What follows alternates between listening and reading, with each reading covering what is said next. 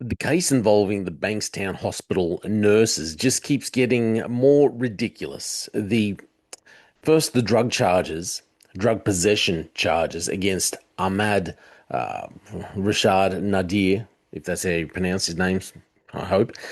So these drug possession charges have been dismissed. Now the judge has ruled that the video evidence showing anti-Semitic behaviour, the very footage that sparked the entire investigation, cannot be used in court. Not because the behaviour didn't happen, not because the video is fake, and not because the evidence is unreliable, but because they didn't know they were being recorded.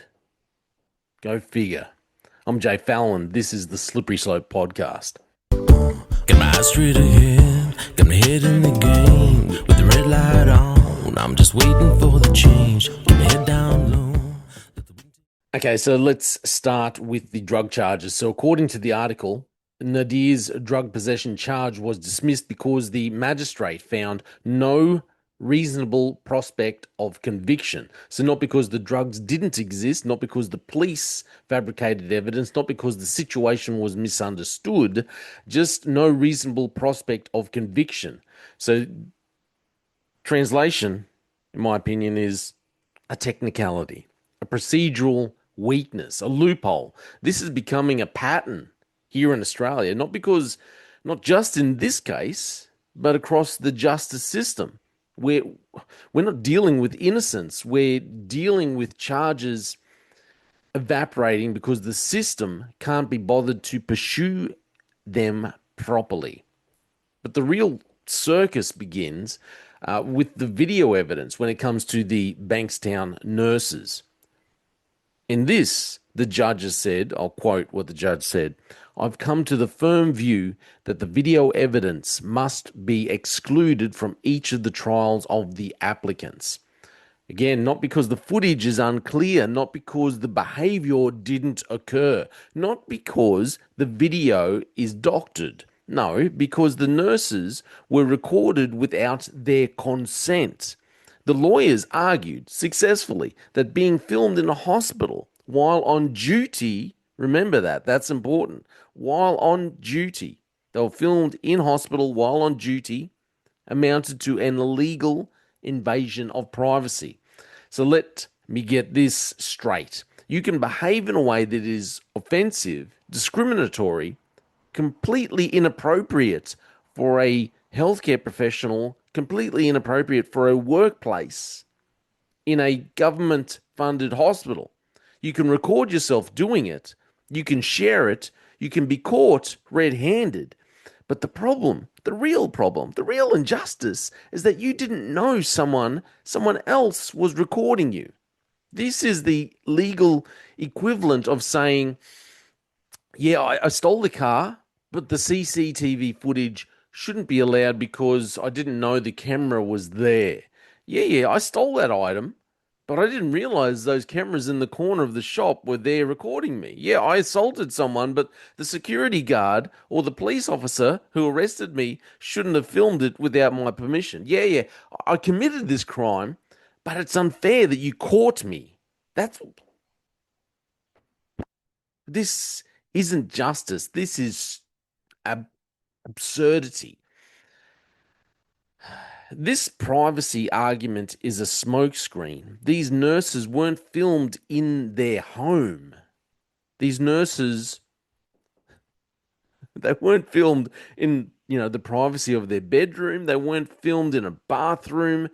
They were filmed in a hospital while on duty in a public workplace, surrounded by patients representing New South Wales Health, representing the public. A hospital is one of the most monitored environments in society. You've got cameras everywhere, security everywhere, accountability supposedly everywhere. If you want privacy, you don't work in a hospital. You don't film yourself making offensive comments, and you definitely don't share it. But now we're supposed to believe they're victims of an illegal invasion of privacy. No, they're victims of their own behavior. They're victims of their own stupidity. They're victims of their own disgusting, disgusting behavior, their own hubris. The justice system is bending over backward, trying to protect people like this from consequences, trying to protect these two clowns from consequences. The truth is, these nurses aren't upset because they were wrongly accused. They're upset because they got caught. They're upset because people can see them for who they really are. People who are filled with hate, people who hate for no real reason, people who spread anti-Semitic trope and go along with this narrative not because they really understand it, but because that's just what they believe. They don't really love this country. They don't really want peace. They don't stand for peace. They don't want harmony. They are filled with hatred. They're upset because they got caught, and people can see them as being people who are just hate-filled hate mongers. They're not arguing innocence. They're arguing privacy. They're not saying the behavior didn't happen. They're saying the evidence shouldn't be allowed.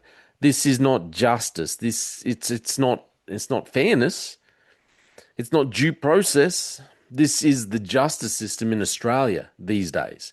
The justice system protecting people from the consequences of their own behavior, their own actions. We are the ultimate nanny state. It sends a very clear message. If you behave badly, if you behave stupidly, just make sure you didn't know you're being recorded.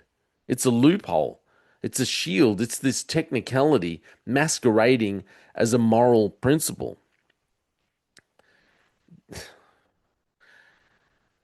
This is the slippery slope.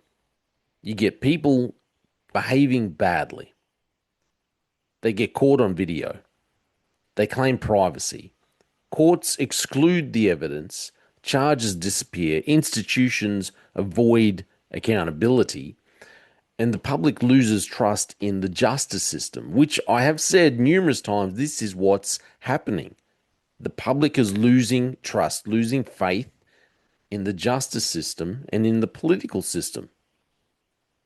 We're watching the erosion of accountability in real time in Australia. And it's happening because the system is more concerned with protecting offenders from embarrassment than it is with protecting the public from misconduct, from abhorrent behavior, and from just what's actual stupidity. The video evidence shows what it shows. The behavior happened. The consequences should follow. But instead, the justice system, our justice system, has decided that being caught red-handed is unfair because the offenders didn't know they were being recorded. This isn't justice. This is a loophole. This is a shield. This is a system bending to protect the guilty instead of confronting the truth, because no one wants to know what is truth.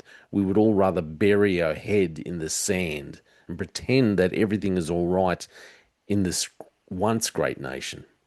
This is exactly why we need, across our political stratosphere, across our publicly funded bureaucratic systems, this is why we need transparency. We need greater accountability, and we need moral courage. Because without those things, without these things, our institutions will continue sliding down the slippery slope. Of course, this is all just my opinion, okay? I'm still Jay Fallon, and this is the Slippery Slope podcast, and thank you for listening. They just fuel the desire, they will take